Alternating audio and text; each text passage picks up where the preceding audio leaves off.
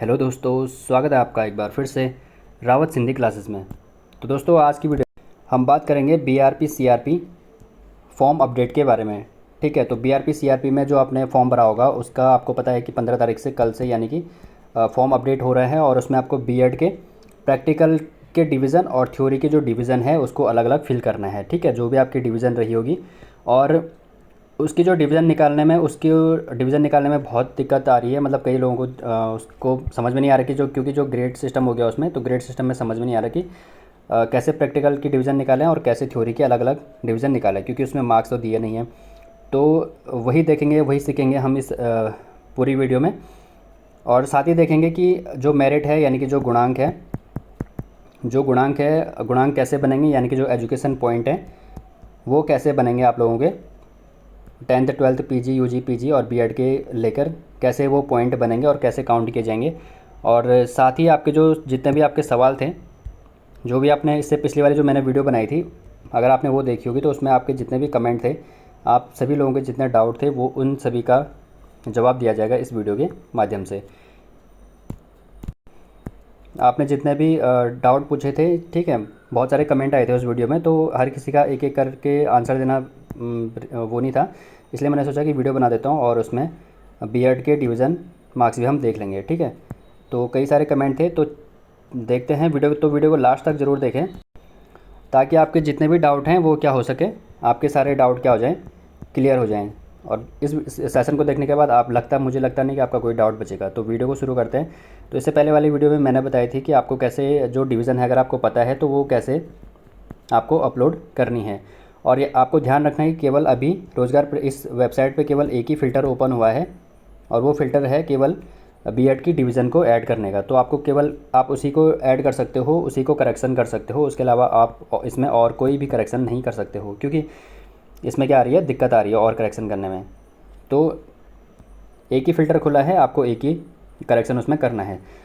तो चलिए शुरू करते हैं। तो सबसे पहले आपको रोज़गार प्रयाग पोर्टल की वेबसाइट पे चले जाना है और ये जो इनकी वेबसाइट है ये है rozgarprayag.uk.gov.in। तो जब आप इस पे जाओगे तो इनकी रोज़गार प्रयाग पोर्टल की ऑफिशियल वेबसाइट है और यहाँ पे जाके आपको लॉगिन पे क्लिक कर देना है। आपको जो ये लॉगिन दिख रहा है यहाँ पे आपको क्लिक कर देना है। लॉगिन पे क्लिक करने के बाद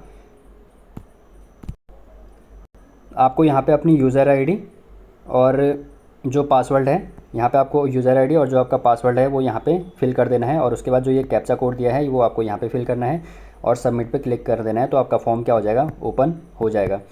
मान लो कि कई कैंडिडेट ऐसे हैं, और यहाँ पे आपको जॉब सीकर रखना है, ठीक है, ये भी ध्यान रखना। और कई कैंडिडेट ऐसे हैं, कमेंट सेक्शन में बताया था कि वो अपनी यूज़र आईडी और पासवर्ड भूल चुके हैं, तो उनको क्या करना है, फॉरगेट पासवर्ड पे क्लिक करना है। ठीक है, फॉरगेट पासवर्ड पे क्लिक करेंगे तो आपने जो फॉर्म भरते टाइम जो रजिस्टर मोबाइल नंबर रहा होगा, आपने जो फॉर्म भरते टाइम डाला होगा मोबाइल नंबर और ईमेल आईडी, जो आपकी ईमेल आईडी थी,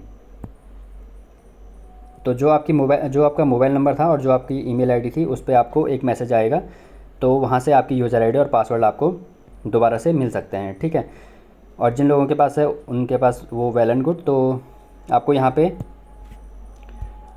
यूज़र आईडी डाल देनी है और पासवर्ड डाल देनी है और सबमिट पे क्लिक करके आपका फॉर्म ओपन होगा। तो जैसे ही फॉर्म ओपन होगा तो आपके सामने एक डैशबोर्ड आएगा और जो डैशबोर्ड होगा उसके राइट साइड में आपको यहाँ पे ये वाला कॉलम देखना है और यहाँ पे साफ साफ लिखा है कि जो आपकी करंट स्टेटस, आपको ये देखना है करंट स्टेटस आपके फॉर्म का क्या करंट स्टेटस है।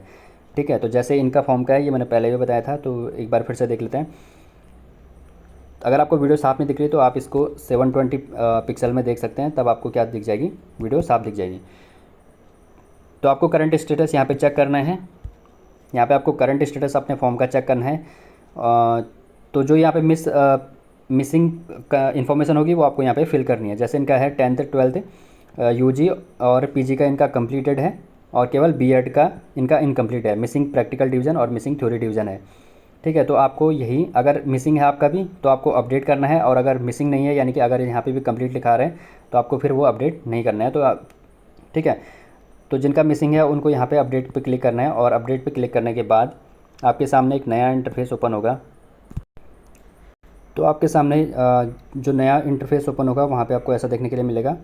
और यहाँ पे आप देख सकते हैं जो आपकी एजुकेशन हिस्ट्री है, इसमें आपको दिख जाएगा कि जो पहले नंबर पे पीजी है आपका, तो पीजी का भी दिख जाएगा। यहाँ पे पीजी का आपका ये परसेंटेज दिख रहा है और सर्टिफिकेट नंबर दिख रहा है, साथ में ये एजुकेशन पॉइंट भी आपको यहाँ पे दिख रहे हैं।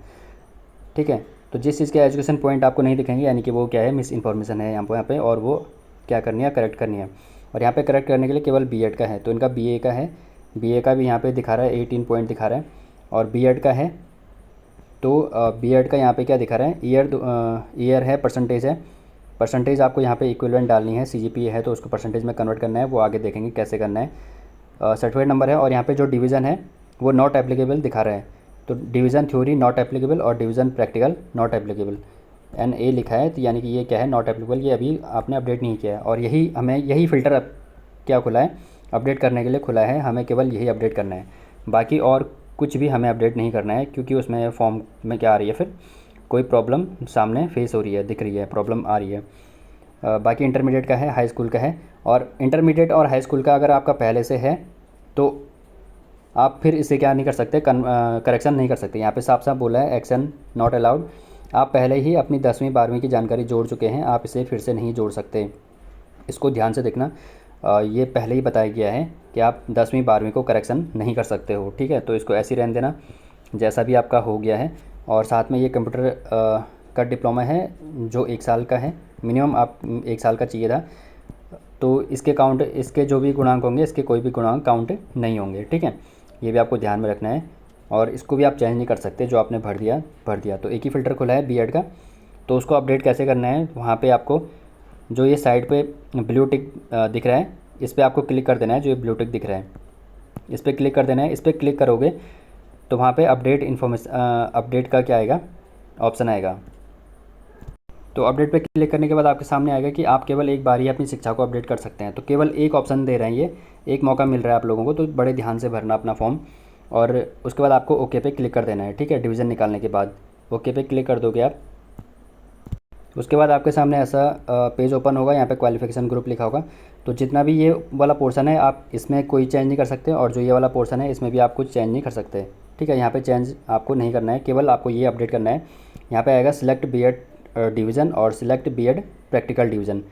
थ्योरी के डिवीज़न आपको यहाँ पे अपडेट करने हैं और बीएड प्रैक्टिकल के डिवीज़न आपको यहाँ पे क्लिक करने हैं, यहाँ पे अपडेट करने हैं। तो जैसे आप इस पर क्लिक करोगे तो वहाँ पे आ जाएगा फर्स्ट, अगर आपकी फर्स्ट डिवीज़न है तो फर्स्ट पे क्लिक करना है, अगर सेकंड है तो सेकंड पे क्लिक करना है, और अगर थर्ड डिवीज़न है तो आपको थर्ड पे क्लिक करना है।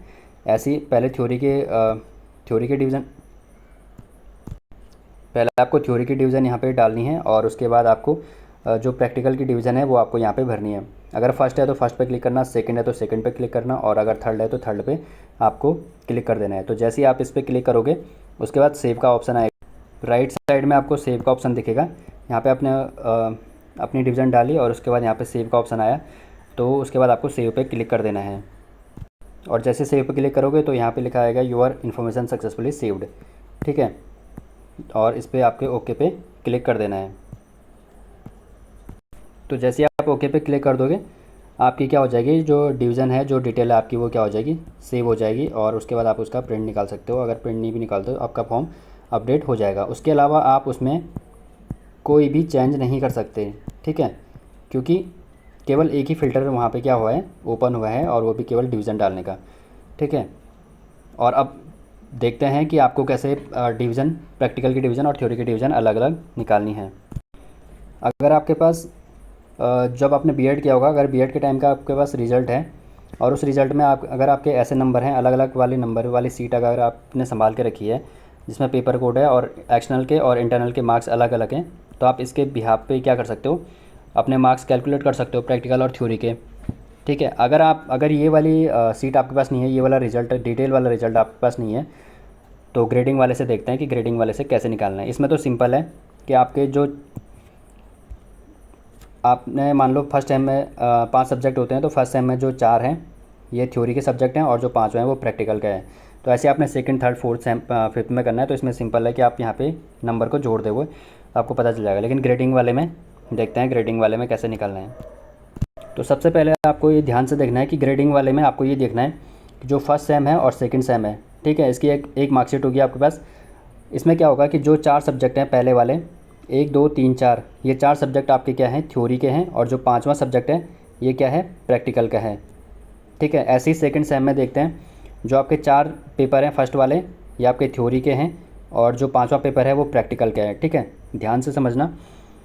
तो जो 4 आपके थ्योरी के ये वाले सब्जेक्ट हैं, 4 सब्जेक्ट हैं, इनका जो पूरा ग्रेड होता है, इनका जो मैक्सिमम ग्रेड होता है, जो ग्रेड पॉइंट होता है वो मैक्सिमम यहाँ पे कितना होता है, 10 होता है। ठीक है, 10 होता है। और क्रेडिट अर्न कितने होते हैं, 4 मैक्सिमम। तो मैक्सिमम जो आपको ग्रेड मिलेगा वो कितने में से मिलेगा, 40 में से मिलेगा। ठीक है, एक पेपर के हिसाब से देखते हैं। पहले पेपर, या मान लो आपका जो चाइल्डहुड एंड ग्रोइंग आपका जो पेपर है, इसमें आपके जो ग्रेड मिला है आपको वो 28 मिला है। और कितने में से, 40 में से। ठीक है, 40, यानी कि इसको आप यूनिट मान सकते हो, इकाई मान सकते हो। तो इसको ये मान सकते हो कि 40 नंबर में से आपको 28 नंबर मिले हैं। ठीक है, 7 चौक 28, तो 28 नंबर आपको मिले हैं, जबकि मैक्सिमम कितने हैं, 40। तो 40 में से आपको 28 नंबर मिले हैं। और वैसे ही 5वें सब्जेक्ट की बात करूँ तो प्रैक्टिकल में आपको 32 नंबर मिले हैं, कितने में से, 40 में से। ठीक है, 32 नंबर मिले हैं आपको, किस में से, 40 में से। और ये टोटल हो गया कितना, 200, और 200 में से 144 नंबर आपको मिले हैं। तो ऐसे ही हमने क्या करना है कि प्रैक्टिकल के और थ्योरी के अलग अलग जो मार्क्स हैं वो अलग अलग निकालना है। ठीक है, इसको देखते हैं। तो फर्स्ट सेम की बात करें तो फर्स्ट सेम में जो ये ऑप्टेन है और ये क्या है, टोटल मार्क्स हैं। ये थ्योरी के मार्क्स हैं और ये प्रैक्टिकल के हैं, ये आपको अलग अलग करना है। तो ऑप्टेन मार्क्स कितने हो गए, पहले पेपर में आपको 28 मिले, दूसरे में 28, तीसरे में 28, चौथे में 28, कितने में से, 160 में से। तो 160 टोटल कैसे हो गए, क्योंकि 4 पेपर थे आपके, तो 40 नंबर का एक पेपर, यानी कि 40 नंबर का एक पेपर मान लो इसे। तो 40 मल्टीप्लाई बाय 4, 40 कितना हो गया, 160। तो मैक्सिमम कितने अंक हैं आपके, 160, और उसमें से आपने ऑप्टेन कितने किए, 112 अंक। ठीक है, और उसमें 4 सब्जेक्ट ये थ्योरी के हो गए फर्स्ट सेम में, और एक प्रैक्टिकल हो गया। तो जो प्रैक्टिकल है, प्रैक्टिकल में आपने 32 नंबर आए आपके प्रैक्टिकल में से, कितने में से, 40 में से। 40 नंबर में से आपके 32 नंबर आए। तो ऐसे ही आपको अलग अलग क्या करना है, अलग अलग सेम में आप उसको ऐड करते जाना है।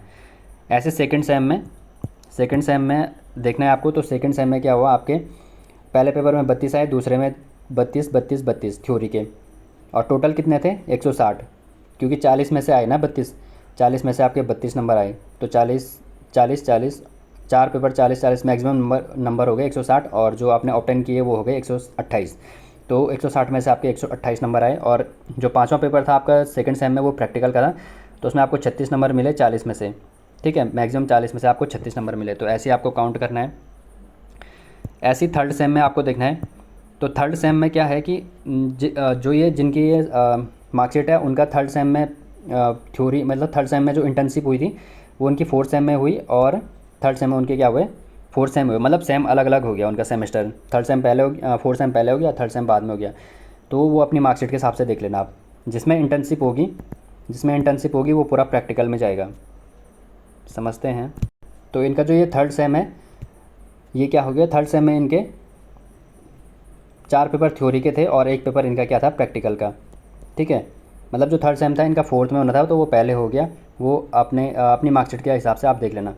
और जो फोर्थ सेम था, फोर्थ सेम में क्या हुई, इनकी इंटर्नशिप हुई। तो जिस सेमेस्टर में इनकी इंटर्नशिप हुई वो पूरा क्या होता है, प्रैक्टिकल होता है। अगर आपकी जो ये इंटर्नशिप है, अगर आपकी ये इंटर्नशिप थर्ड सेम में हुई है, तो आपका थर्ड सेम क्या हो जाएगा, पूरा प्रैक्टिकल हो जाएगा, और फोर्थ सेम आपका सेम ऐसे ही हो जाएगा।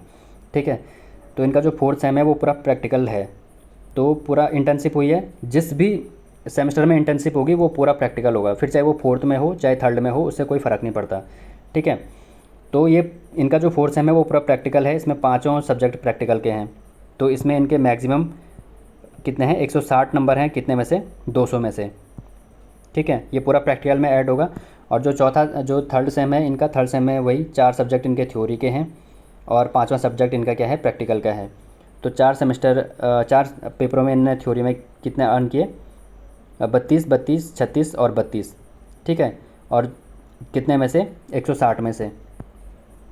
समझते हैं, देखते हैं। तो थर्ड सेम में क्या हुआ, थर्ड सेम में इनके 4 थ्योरी के मार्क्स हुए, और एक प्रैक्टिकल का इनका क्या हुआ, एक प्रैक्टिकल हुआ इनका।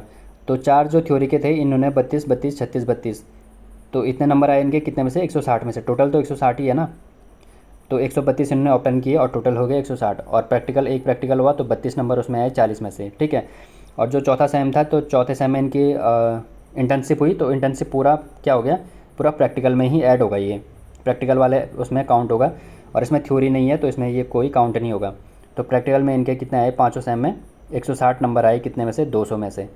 ठीक है, तो ये टोटल काउंट हो जाएगा। तो अब इसको अगर काउंट करेंगे तो प्रैक्टिकल को आपको प्रैक्टिकल में काउंट करना है और थ्योरी वाले को थ्योरी में काउंट करना है। तो फर्स्ट सेम में आए इनके 112 नंबर 160 में से, तो थ्योरी का काउंट करेंगे 112 प्लस सेकंड सेम में आए इनके थ्योरी में 128 नंबर 128 प्लस थर्ड सेम में आए इनके 132 नंबर तो 132। ठीक है, और फोर्थ सेम में कोई प्रैक्टिकल नहीं था, कोई थ्योरी नहीं थी इनकी, तो ये ऐड नहीं होगा, ये प्रैक्टिकल में ऐड होगा। तो इनको तीनों को ऐड करेंगे तो ये टोटल हो गया कितना, 372, 372 हो गया। और कितने में से, 372 नंबर कितने में से आए इनके, टोटल कितना है, 160 फर्स्ट सेम में है थ्योरी में, 160 सेकंड सेम में है थ्योरी में, और 160 यहाँ पे थर्ड सेम में है थ्योरी में। ठीक है, तो 160 160 160 कितना हो गया, 480। तो 372 और 480 हो गया इनका। और इसका परसेंटेज निकालना हो तो 100 से मल्टीप्लाई कर देंगे, 372 divide by 480 multiply by 100, percent निकल जाएगा। तो ये कितना परसेंट निकल जाएगा, ये निकल रहा है इनका 77.5%। तो अगर आपका 60% से ऊपर है तो आपकी क्या हो जाएगी, फर्स्ट डिवीज़न हो जाएगी, और 60 और 45 के बीच में है तो आपकी क्या हो जाएगी, सेकंड डिवीज़न हो जाएगी। ठीक है, ऐसे आपको प्रैक्टिकल में भी ऐड करना है। तो यहाँ पे इनका क्या हो गया, फर्स्ट डिवीज़न हो गई थ्योरी में। अब बात करते हैं प्रैक्टिकल में। तो प्रैक्टिकल में इनका फर्स्ट सेम में 32 नंबर थे पहले पेपर में, यानी कि 5वें पेपर में, और सेकंड सेम में 36 नंबर थे 40 में से। थर्ड सेम में एक ही प्रैक्टिकल होता है तो इनका इंटर्नशिप नहीं हुई थी थर्ड सेम में, फोर्थ सेम में हुई, तो 32 नंबर यहाँ पे, और चौथे में इनकी 160 नंबर। तो टोटल जोड़ देंगे, फर्स्ट सेम में इनके 32 नंबर प्लस सेकंड सेम में इनके 36 नंबर प्लस थर्ड सेम में इनके प्रैक्टिकल में 32 नंबर प्लस फोर्थ सेम में 160 नंबर। तो टोटल मिला के हो गया ये कितना, 260 हो गया। और कितने में से, टोटल ऑप्टेन इतना है, ऑप्टेन इन्होंने 260 किए, और टोटल कितने हैं इनके, 40 यहाँ पे फर्स्ट सेम में, 40 सेकंड सेम में, 40 थर्ड सेम में, और 200 नंबर फोर्थ सेम में। तो ये टोटल हो गया कितना, 320 इनका टोटल हो गया। और इसका परसेंटेज निकालना होगा प्रैक्टिकल का, तो 100 से मल्टीप्लाई कर देंगे और ये उसमें आ जाएगा। तो ये टोटल हो जाएगा कितना, 81.25। ठीक है, तो प्रैक्टिकल में भी इनके फर्स्ट डिवीज़न है और थ्योरी में भी इनकी फर्स्ट डिवीज़न है। तो ऐसे ही आपको भी निकालना है, और वहाँ पे जो भी डिवीज़न है 60% से ऊपर आएगी तो आपकी क्या हो जाएगी, फर्स्ट डिवीज़न हो जाएगी। ठीक है, तो वो आपको वहाँ पे फिल कर देनी है। तो ऐसे ही आपको ग्रेड सिस्टम है तो ऐसे ही निकालना है। उम्मीद करता हूँ आपको समझ में आया होगा। उसके बाद बात करते हैं CGPA को परसेंटेज में कन्वर्ट करना। कई लोगों का ये भी क्वेश्चन था कि CGPA को परसेंटेज में कैसे कन्वर्ट करते हैं। तो ये आपको यहाँ पे प्रूफ के साथ मैं दिखा रहा हूँ कि marks in percentage are equivalent to CGPA into 10। तो HNB की बात हो रही है, ये HNB GU गढ़वाल यूनिवर्सिटी। तो HNB GU में क्या होता है कि CGPA जितना होता है आपका, उसको 10 से मल्टीप्लाई करते हैं। मान लो आपका 7.6 है, उसको परसेंटेज में कन्वर्ट करना है तो क्या करेंगे, 10 से मल्टीप्लाई करेंगे। तो 7.6 मल्टीप्लाई बाई 10, तो आपकी जो परसेंटेज आएगी वो आएगी 76%। ठीक है, साफ साफ लिखा है यहाँ पे, कोई डाउट नहीं रहना चाहिए आपका। बाकी किसी अदर यूनिवर्सिटी का, DU का या फिर कुमाऊं यूनिवर्सिटी का, श्रीदेव सुमन का अलग अलग हो सकता है। वो जो आपकी B.Ed की मार्कशीट होगी उसके पीछे देख सकते हो, उसके पीछे लिखा होगा वहाँ पे कि मार्क्स को परसेंटेज में कैसे काउंट करना है। लेकिन HNB का क्या है कि HNB में CGPA को 10 से मल्टीप्लाई करते हैं परसेंटेज में निकालने के लिए, ये मैंने आपको बता दिया। इसके बाद जब आपका फॉर्म ओपन हो रहा है तो वहाँ पे केवल बाकी सब ग्रीन है, लेकिन एक्सपीरियंस वाला और स्किल वाला ग्रीन नहीं है, वो रेड है। तो जो एक्सपीरियंस वाला है, अगर किसी ने अगर एक्सपीरियंस डाला है इसमें तो उसका ग्रीन दिखाएगा, नहीं तो रेड दिखाएगा। तो इसकी कोई ज़रूरत नहीं है। एक्सपीरियंस वैसे भी BRP CRP के लिए एक्सपीरियंस कोई नहीं चाहिए। और स्किल वाला है, अगर है आपके पास एक्सपीरियंस तो आप डाल सकते हो, लेकिन अभी मत डालना क्योंकि फ़िल्टर अभी इसके लिए ओपन नहीं हुआ है। ठीक है, और दूसरा है स्किल वाला। तो स्किल वाले को आप चेक कर लेना, स्किल पे क्लिक कर लेना और वहाँ पे UTET CTET होगा। अगर UTET CTET में से कोई एक भी होगा तो वहाँ पे ग्रीन उस पर टिक होना चाहिए, और अगर है तो अच्छी बात है, आपको वहाँ से बैक आ जाना है। वहाँ पे भी आपको कोई ज़्यादा छेड़छाड़ नहीं करनी है। ठीक है, तो ये आपका स्किल वाला भी डाउट आपका ये क्लियर हो गया। इसके बाद आपके जितने कमेंट थे वो देख लेते हैं कि आपके कमेंट क्या क्या थे, आपने क्या क्या पूछा था। पहले नंबर पे है दरवान सिंह जी का कमेंट है कि गुरुजी कब आए ये फॉर्म। तो सर ये फॉर्म आ गए थे 11 मतलब जुलाई में आए थे, डेट तो मुझे नहीं पता, लेकिन जुलाई 2024 में ये फॉर्म आए थे। उस टाइम पे ये फॉर्म क्या हो गए थे, भरे गए थे, ठीक है। उसके बाद कविता बिष्ट जी का है कि मैं अपना पासवर्ड और आईडी भूल गई, क्या करूं। तो उसके लिए मैंने बताया कि आप फॉरगेट, जहाँ पे फॉरगेट पासवर्ड और यूज़र आईडी लिखा है, फॉरगेट पासवर्ड लिखा है, वहाँ पे आप क्लिक कीजिए। तो जो आपका रजिस्टर नंबर, मोबाइल नंबर और ईमेल आईडी होगा वहाँ से आपको मिल जाएगा। नहीं तो अगर फिर भी आपकी प्रॉब्लम सॉल्व नहीं होती है तो आप इनका जो ऑफिस है, इनका skill development and employment department का ऑफिस है यहाँ पे देहरादून में, 4 कॉन्वेंट रोड नियर महिला ITI कैंपस देहरादून UK। यहाँ पे आप विजिट कर सकते हो ऑफलाइन, वहाँ पे जाके इनको अपनी समस्या बता सकते हो, क्योंकि उनके पास आपका डाटा होगा। नहीं तो आप घर बैठे बैठे आपको यहाँ पे फ़ोन भी कर सकते हो इनके नंबर पे 013526536665। तो इस पर कॉल कर सकते हो। अगर नहीं उठाएंगे तो वैसे तो उठाएंगे नहीं, जहाँ तक लग रहा है नहीं उठाएंगे, तो आप डायरेक्ट यहाँ पे विज़िट कर सकते हो। यहाँ पे जाके आप अपना फॉर्म का पता कर सकते हो। और नहीं तो आप शिक्षा निदेशालय भी जा सकते हो, क्या पता वहाँ से भी आपको क्या मिल सकती है, हेल्प मिल सकती है। इसके अलावा मतलब ऐसी जिसको भी दिक्कत आ रही है फॉर्म भरने में या फिर कुछ हो रहा है, फॉर्म दिख नहीं रहा, वो सीधे यहाँ पे ऑफिस में, इनके ऑफिस में विजिट कर सकता है। और या तो इनका जो फ़ोन नंबर दिया गया है यहाँ पे इनको क्या कर सकता है, कांटेक्ट कर सकता है। उसके बाद नीरज जगवाल जी का क्वेश्चन है कि इसमें यूटेट भी चाहिए क्या। हाँ, तो इसमें यूटेट, बिल्कुल यूटेट चाहिए। इसमें आपको यूटेट फर्स्ट या यूटेट सेकंड आपका क्वालिफाई होना चाहिए, या फिर सीटेट भी है, सीटेट फर्स्ट या सेकंड दोनों में से कोई एक क्वालिफाई होना चाहिए, ठीक है। उसके बाद ब्रेनी टाइमलाइन का क्वेश्चन है कि सर मेरा पहले कंप्यूटर सर्टिफिकेट गलत फिल हो गया था, तो अब वो करेक्ट हो जाएगा। तो मुझे लगता नहीं कि वो अब करेक्ट होगा, क्योंकि उसको वैसे ही रहने दो, क्योंकि अगर आप करेक्ट करोगे तो वहाँ पे कोई दिक्कत आ सकती है, क्योंकि अभी केवल एक ही फ़िल्टर खुला है फॉर्म को, बीएड की डिवीज़न को अपडेट करने का। बाकी अगर आपको ज़्यादा जानकारी चाहिए तो आप इनके ऑफिस में विज़िट कर सकते हैं। उसके बाद अनित थपलियाल जी का क्वेश्चन है कि थ्योरी प्रैक्टिकल के नंबर कैसे चेक करें रिज़ल्ट पे, ऐसा कुछ लिखा नहीं। तो ये मैंने आपको बता दिया। इसमें आपको डाउट, जो भी आपका ये डाउट है आपका क्लियर हो जाएगा ग्रेडिंग सिस्टम से, ठीक है। पूरी वीडियो देख लेना आप। वीडियो थोड़ा लंबी हो रही है, लेकिन कोई बात नहीं, आपके डाउट क्लियर करने ज़रूरी हैं, आपके सारे क्वेश्चन लेने ज़रूरी हैं। उसके बाद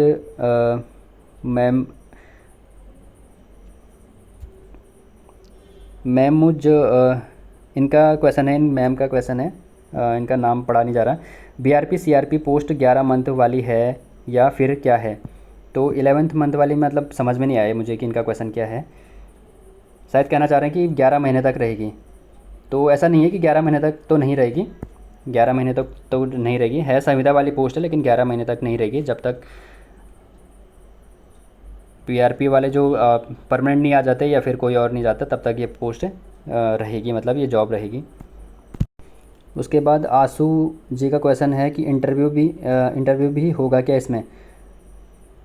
तो ये क्वेश्चन बहुत सारे लोगों का है, इंटरव्यू।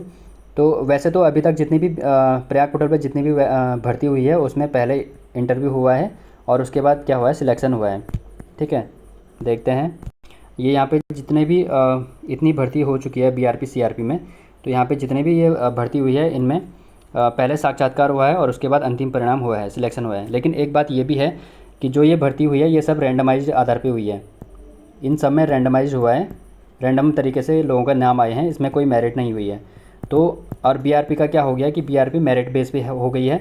तो ऐसा भी हो सकता है कि जो मेरिट बेस पे हो गई है तो अभी क्या हो, इसमें इंटरव्यू नहीं हो।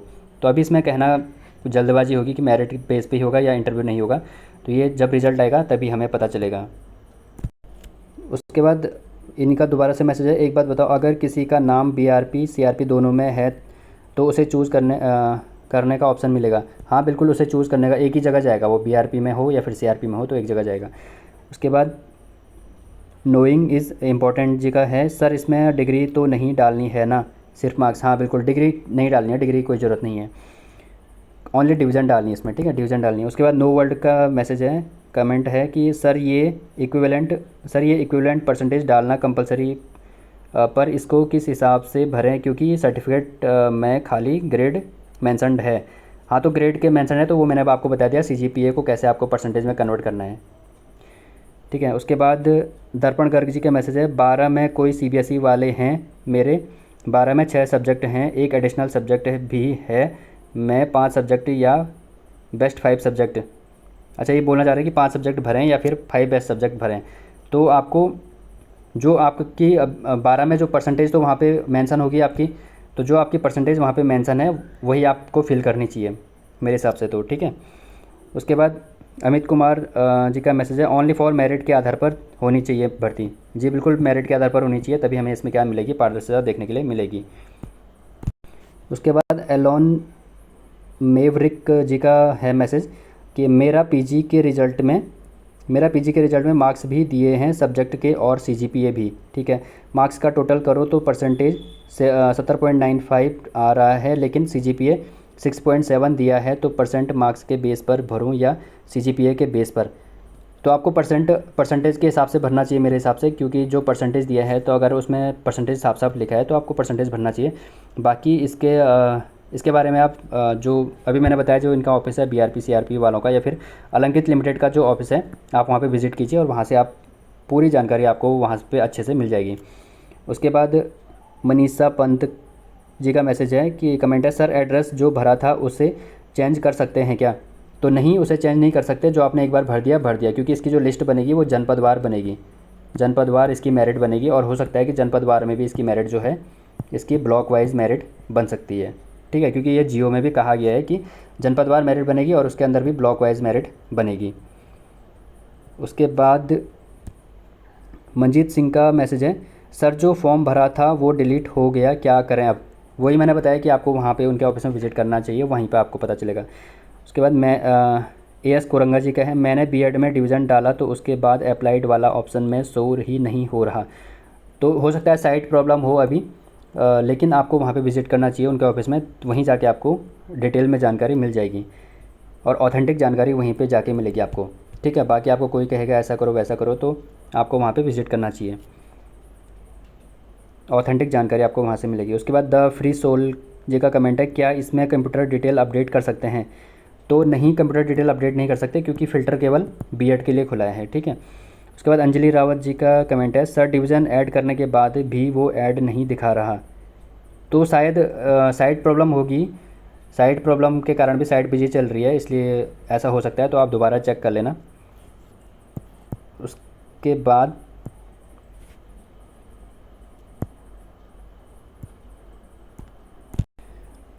नवीन रावत जी का कमेंट है कि आप लोगों का गुणांक कितना बन रहा, मेरा 88 बन रहा। तो बताइए भाई कमेंट सेक्शन में, इस वीडियो के कमेंट सेक्शन में आप बता देना कि आपके जो गुणांक हैं वो कितने बन रहे हैं। तो आपके गुणांक वहाँ पे शो हो रहे होंगे, जो एजुकेशन पॉइंट है वो आप पे शो हो रहे हैं, तो आप बता सकते हैं कि कितने आपके गुणांक बन रहे हैं। तो यहीं पे क्या बन जाएगी, मेरिट यहीं पे बन जाएगी। ठीक है, जितने भी लोगों का है उतने में से।